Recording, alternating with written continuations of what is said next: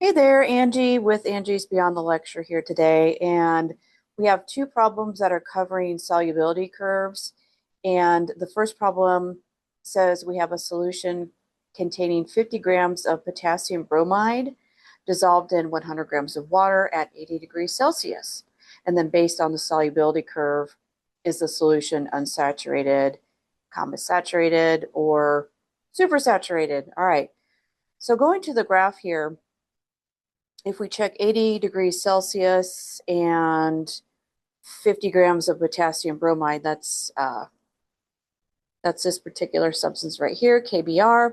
If we go to 80 degrees on the x-axis, and then we go to 50 grams, which is sitting right there in the sea. But what we do notice is that this particular spot on the graph is well below the solubility curve line. Now recall that the line in the solubility curve marks saturation. Anything below that line on the graph is unsaturated. Anything above the line on that graph is supersaturated. So this one is looking at an unsaturated solution. Very common question in chemistry. We'll move on to the next problem. The next problem says we have a solution containing 150 grams of potassium nitrate. We're dissolving it into 250 grams of water at 60 degrees Celsius. Based on the solubility curve, is this unsaturated, saturated, or supersaturated? Now, keep in mind, when we look at the solubility curve, that's in terms of 100 grams of water. That's the y-axis. And we're actually operating in 250 grams of water, so we need to keep that in mind. So in order for this graph to be useful, we need to put this in terms of 100 grams of water. And we can easily do that by putting in a proportion. I'll write that out real quick. Now we have 100 grams of water. And what's our x? So we can simply divide by 2.5 or cross multiply. Let's go ahead and do that.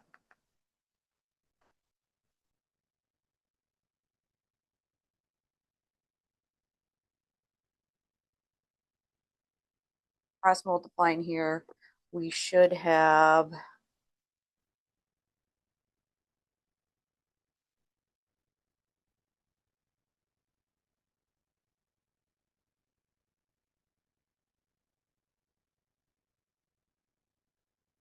I have 60.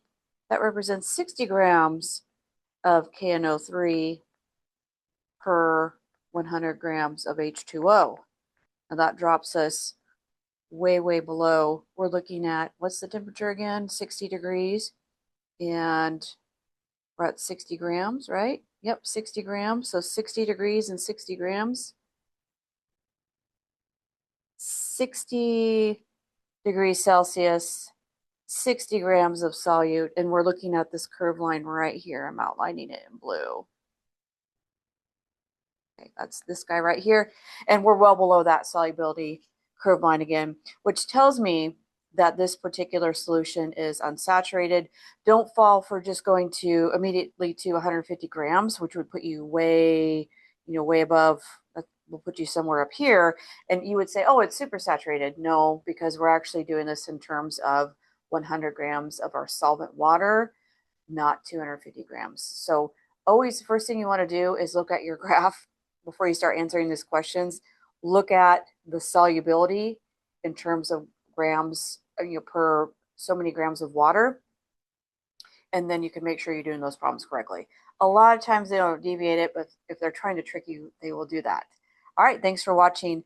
And don't forget to watch, I have a video yesterday. It's about 5 or 10 minutes that covers some solubility terms and additional problems. Thanks again for watching.